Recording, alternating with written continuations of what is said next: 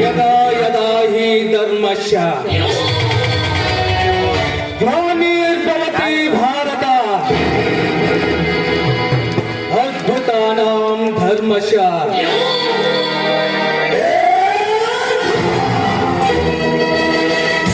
तदात्मादां चतुष्कृत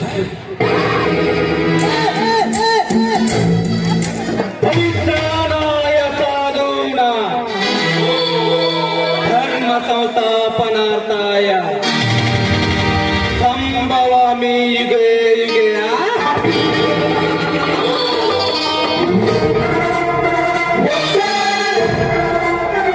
ಇದೇನಪ್ಪ ಇದು ಕನ್ನಡಕ್ಕಿನ ಬಾಯಲ್ಲಿ ಸಂಸ್ಕೃತದ ಶ್ಲೋಕ ಬರ್ತಾ ಇದೆ ಅಂತ ಸಮಸ್ಯೆ ಪಡ್ತಾ ಇದ್ದೀರಾ? ಇದ್ರ ಅರ್ಥ ಏನು ಗೊತ್ತಾ? ಜಗದಲ್ಲಿ ಅನ್ಯಾಯದ ಅಟ್ಟಹಾಸ ಅಧರ್ಮ ತುಂಬಿತು ಕಾಡುತ್ತಿರುವಾಗ ನಮ್ಮಂತ ಕಾಲತನಿಕರ ದಬ್ಬಾಳಿಕೆ ಹೆಚ್ಚಾದಾಗ ನಮ್ಮಂತವ್ರನ್ನ ಮಟ್ಟ ಹಾಕಲಿಕ್ಕೆ ದೇವರು ಯಾವುದಾದರೂ ರೂಪದಲ್ಲಿ ಹುಟ್ಟಿ ಬರ್ತಾನೆ ಅಂತ. ಆದ್ರೆ ಇದು ಕಲಿಯುಗ, ತಲೆ ಇರೋ ಯುಗ, ತಲೆ ಒಡೆಯೋ ಯುಗ, ತಲೆ ತೆಗೆಯೋ ಯುಗ. ಅಂತದ್ರಲ್ಲಿ ದೇವರು ಹುಟ್ಟೋದಂದ್ರೆ ಏನು, ನಮ್ಮಂತವ್ರನ್ನ ಮಟ್ಟ ಹಾಕೋದಂದ್ರೆ ಏನು?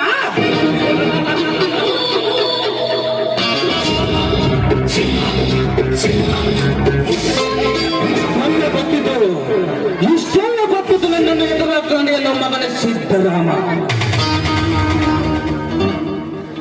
ಸಿದ್ದರಾಮ, ನಾನೇ ಸಿದ್ದರಾಮನೆಂದು ಹತ್ತು ವಿರುದ್ಧವಾಗಿ ನಡೆದು ಪ್ರಬುದ್ಧ ರೈತ ಸರ್ಕಾರಕ್ಕೆ ಸವಾಲು ಹಾಕಿ ನಾನೇ ಉತ್ತಮ ರೈತನೆಂದು ತಲೆ ಎತ್ತಿ ಬರುವ ನಿನ್ನ ಕತ್ತಲು ಕತ್ತರಿಸಿ ಹಾಕಿದರೆ ನನ್ನ ಆತ್ಮಕ್ಕೆ ಶಾಂತಿ. ಸಿದ್ದರಾಮ, ನಿನ್ನ ಸತ್ತ ಅಡಗಿಸಬೇಕಾದರೆ ನಾ ಸಣ್ಣದಾಗಿ ಮೊದಲು ನಿನ್ನ ಚರಿತ್ರೆಯನ್ನು ಓದಲೇಬೇಕು. ನನ್ನ ಇಲೆಕ್ಷನ್ ಅಲ್ಲಿ ನನ್ನ ವಾಟಿನ ದಾಖಲೆ ಲೂಟು ಮಾಡಿ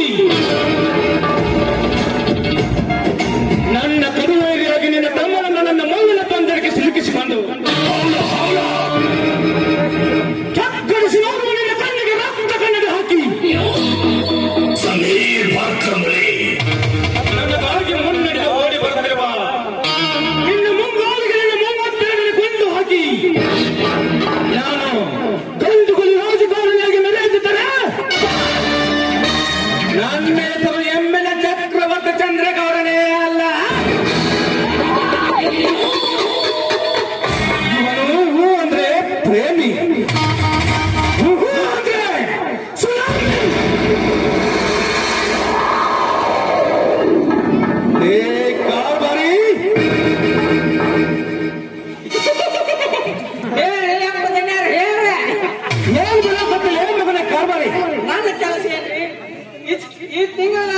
ಅಂತ ಕಸಕ್ಕೆ ಹೋತು ಮನೆ ಸಂತೆ ಜಮಾತು ಅದೆಲ್ಲ ಇರಲಿ, ಯಾವ್ಯಾವ ಇಲಾಖೆ ಎಷ್ಟೆಷ್ಟು ಹಣ ಬಂದಿದೆ ಅದನ್ನ ಹೇಳು. ಎಲ್ಲ ಇಲಾಖೆಯಾರ ಹೊಂದ್ಕೊಂಡಾಗ್ರಿ, ಆ ಪೊಲೀಸ್ ಇಲಾಖೆ ಮಂದಿ ಹೊಂದ್ಕೋದು ಬಹಳ ಕಷ್ಟ ಆಯ್ತ್ರಿ. ಜೀವ ಬೇಡ ನನಗೆ ನಿನ್ನಿಂದ ಊಟ ಇಲ್ಲ. ಅವನು ಯಾವ ಇನ್ಸ್ಪೆಕ್ಟರ್ ಅವನರಿ ಆ ಕಟ್ಟವಾಲ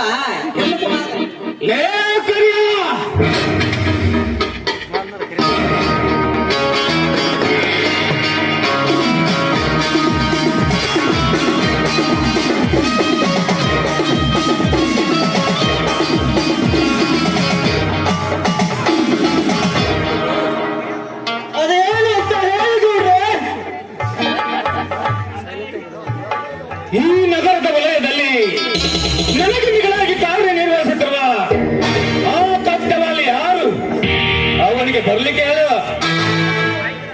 ಆಯ್ತು ನೋಡ್ರೆ, ಇಡೀ ಕರ್ನಾಟಕದ ರೈತ ಕಣ್ಮಣಿ ಆಗಿ ಬದುಕುವ ನಿಮ್ಮ ದರ್ಪಕ್ಕೆ ಸರ್ಪವಾಗಿ ಕೆಲಸ ಮಾಡುತ್ತಿರುವ ಕತಾಲ್ವಾದ ಇನ್ಸ್ಪೆಕ್ಟರ್ ಅನ್ನು ಕರೆಯುತ್ತಾರೆ ತಂದು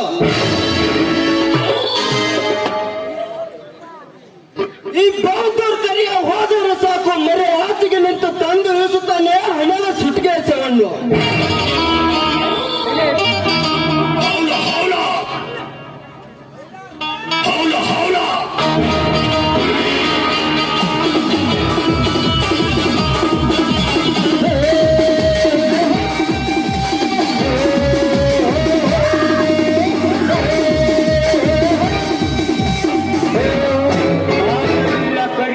ಸಾಧ್ಯವಿಲ್ಲ, ಕೆಳಗೆ ಉಳಿದಂತೆ ಕಾಲ ಬದಲಾಗ್ತಾ ಇದೆ. ಆಗ ಇನ್ಸ್ಪೆಕ್ಟರ್ ತಪ್ಪಲ್ಲ, ಆ ರೆಸ್ಟೋರೆಂಟ್ ತಪ್ಪು. ಅವರಿಗೆ ಇವ್ರಿಗೂ ಏನು ಸಂಬಂಧ? ಸಂಬಂಧ ಇದೆ. ಅವರೆಲ್ಲ ಬಲಬಿಂಬನ ಪಾರ್ಟಿ ಜನ, ಆಡಳಿತ ಪಕ್ಷ ಜನ ಅಂತ 3 ಜನರು ಕೂಡ್ಕೊಂಡು ನಿಮ್ಮ ಕತೆ ಮುಗಿಸಲು ಹೊರಟಿದ್ದಾರೆ. ನಮ್ಮಿಂದ ಮಾತು ಸತ್ತಲೆ. ಅಷ್ಟೇ ಅಲ್ಲ, ನಮ್ಮ ಎಮ್ಮೆಲ್ಲೆ ಪಾರ್ಟಿಗಳಲ್ಲಿ ನಾಡು ಕಟ್ಟಿಸುತ್ತಿರುವ ಸಭಾಭವನದ ಬಿಲ್ಲನ್ನು ಮಾಡುವುದಿಲ್ಲ ಎಂದು ಸ್ಪಷ್ಟವಾಗಿ ಹೇಳ್ತಿದ್ದಾನೆ. ನರೇಂದ್ರ, ಇದು ಯಾವ ಸಂಗತಿ ಹೇಳಿದೆಯೋ ನನಗೆ. ನಮನಿಗೆ ಯಮನಾಗಿ ನಿಂತಿರುವ ಅಪ್ಪುಲಿ ಚಂದ್ರೇಗೌಡನಿಗೆ ಆ ಕುರುಮರಿ ಸವಾಲು ಹಾಕುತ್ತಿದೆಯಾ? ಈಗ ಅದು ಕುರುಮರಿಯ ಆಕಾಶಮ್ಮನ ಮನೆ. ಈ ಟೈಗರ್ ಪಾದಗಳಿಗೆ ಶಿವನ ಮನೆಯಾಗಿ ಕಾಣಿಸಿಕೊಂಡ ಆ ಯಶವಂತ ಭೀಮರಿಬ್ಬರನ್ನು ಎತ್ತಿ ತಂದು ನನ್ನ ಪಾದದ ಮೇಲೆ ಹಾಕು. ಆವಾಗ ನನ್ನ ಆತ್ಮಕ್ಕೆ ಶಾಂತಿ. ಆಯ್ತು ಗೌಡ್ರೆ,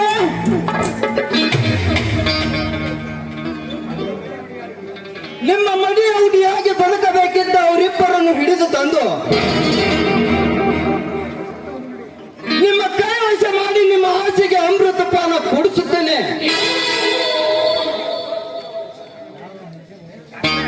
ಬರ್ತೀನಿ ಗೌಡ್ರೆ, ಬರ್ತೀನಿ.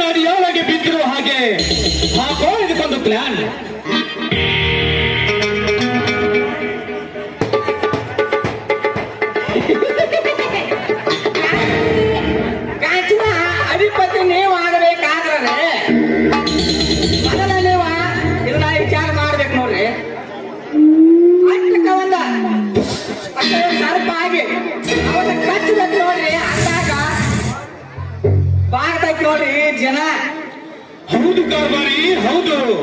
ಮದ ಮೀರಿದ ಮದ್ದವನಿಗೆ ಅಂಕುಶವೇ ಮದ್ದು.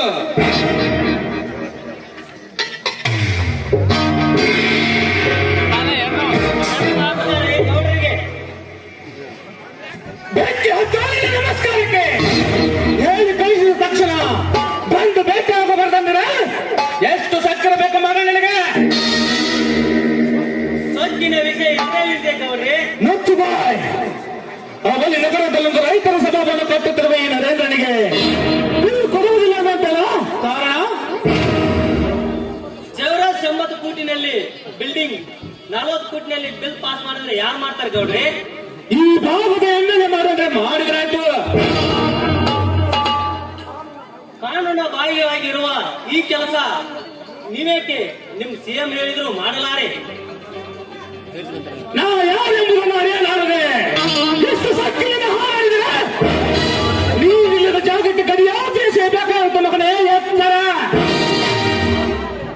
ಮೈ ತುಂಬಾ ಎತ್ತರ ಇಟ್ಟುಕೊಂಡು ಈ ಕಾರ್ಯ ನಿರ್ವಹಿಸುತ್ತಿರುವ ನನಗೆ ನಿಮ್ಮಂತವರ ರಾಜಕೀಯ ದರ್ಪಣ ನನ್ನ ಮುಂದೆ ನಡೆಯುವುದಿಲ್ಲ. ಸರ್ಕಾರ ಕಣ್ಣಲ್ಲಿ ಮಣ್ಣು ಹಾಕುವ ಪುಟ್ಟ ಅಧಿಕಾರಿಗಳು ನಾನಪ್ಪ ಅಲ್ಲ. ಕಷ್ಟ ಕಾರ್ಪಣ್ಯಕ್ಕೆ ಹೆಗಲು ಕಟ್ಟು